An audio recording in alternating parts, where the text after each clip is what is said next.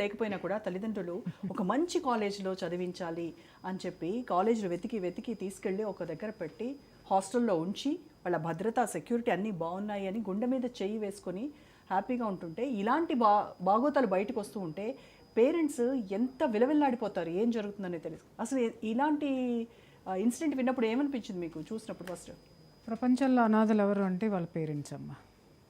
ఎక్కడైతే స్కూల్స్లో కాలేజెస్లో ఎవరైతే పిల్లలు చదువుతున్నారో ఆ పిల్లల్ని చదివించేటటువంటి పేరెంట్స్ ఇవాళ అనాథలు, రెండోది నిరక్షరాస్యులు, అజ్ఞానులు అని కూడా అంటాను నేను.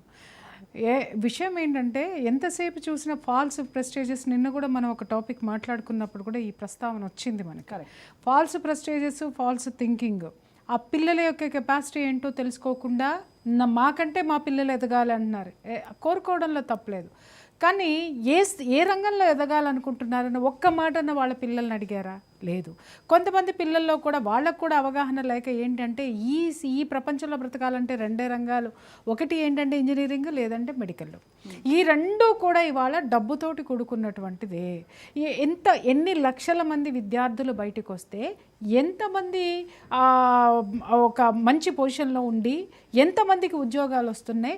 ఎప్పుడైనా సరే మీరు చూడండి, క్వాలిటీనే ఉంటుంది. ఉద్యోగంలోకి తీసుకోవాలంటే ఇప్పుడు ఈ స్టూడియోలో మీరు వచ్చి ఇక్కడ కూర్చున్నారు, ఇన్ని సంవత్సరాలు బట్టి మీరు మీ ముందు వచ్చిన వాళ్ళు ఉన్నారు, మీ తర్వాత వచ్చిన వాళ్ళు ఉన్నారు. మీరు ఇంతకాలం సుదీర్ఘంగా నిలబడ్డారు అంటే కారణం ఏంటి? మీకున్న నాలెడ్జ్, మీకున్నటువంటి తాకత్తు, అది మిమ్మల్ని తీసుకెళ్తుంది తప్ప అందంగా ఉన్న వాళ్ళందరూ వచ్చారు, వాళ్ళందరిలో నైపుణ్యం లేని వాళ్ళు అందంగా ఉన్నంత మాత్రం సరిపోతుందా? లేదు. నైపుణ్యం లేకుండా కూడా రికమెండేషన్లు వచ్చి ఇక్కడ కూర్చుంటే చెల్లుతుందా? చెల్లదు. ఎవరైనా ఎంతరికి ప్రైమ్ మినిస్టర్ తీసుకొని వచ్చి నైపుణ్యం లేని వాళ్ళని యాంకర్ సీట్లో కూర్చోబెట్టండి అని రికమెండేషన్ చేస్తే మొహోటం కోసం 2 రోజులు కూర్చోబెడతారేమో, కానీ 3వ రోజు పంపిస్తారు. సంస్థకు కావాల్సింది ఏంటి? క్వాలిటీ, అలాగే నైపుణ్యము.